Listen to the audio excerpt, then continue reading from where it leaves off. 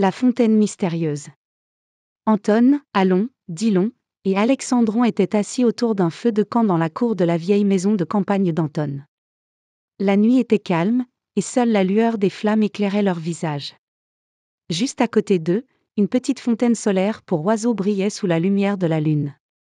Elle était si fascinante que, même en plein milieu de leur conversation, leurs regards se tournaient souvent vers elle.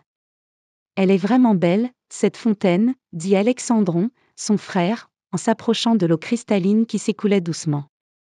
Les autres acquiescèrent. La fontaine semblait hypnotique, comme si une force invisible les attirait. Au centre de celle-ci, un petit trou noir émettait une lumière étrange et changeante.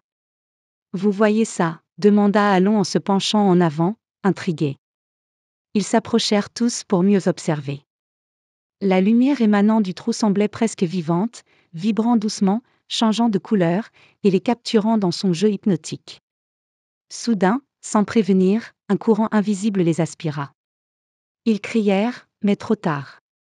En une fraction de seconde, ils furent engloutis par la fontaine. Chapitre 2 – Le labyrinthe des lumières. Anton ouvrit les yeux et se retrouva debout dans une pièce sombre. Il faisait frais, presque glacial. Autour de lui, les murs étaient lisses, sans aucune ouverture visible, à l'exception de 4 portes closes. Une lumière étrange illuminait la pièce, provenant de 4 petites lampes LED de couleur suspendues au-dessus de chaque porte, 2 lumières bleues, une verte et une rouge. Chacune semblait pointer vers l'un d'entre eux. « Où sommes-nous » murmura Dillon, son souffle formant une légère brume dans l'air froid. Anton reconnut immédiatement les couleurs. Le bleu était sa couleur préférée, tout comme celle d'Alon.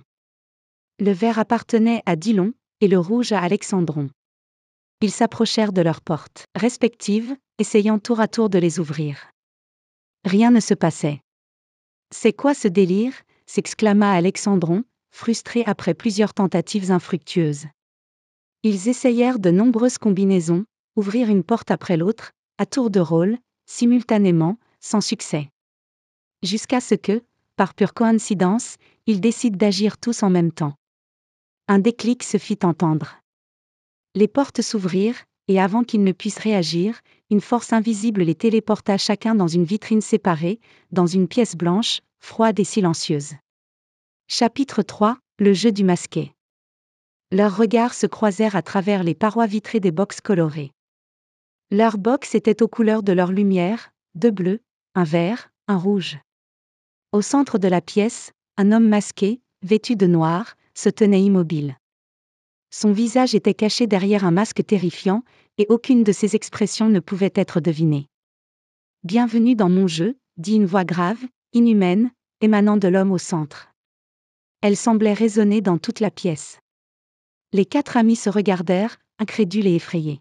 « Nous allons voir si vous êtes de vrais amis, ou si vous êtes prêts à vous trahir. Je ne vous dirai pas plus.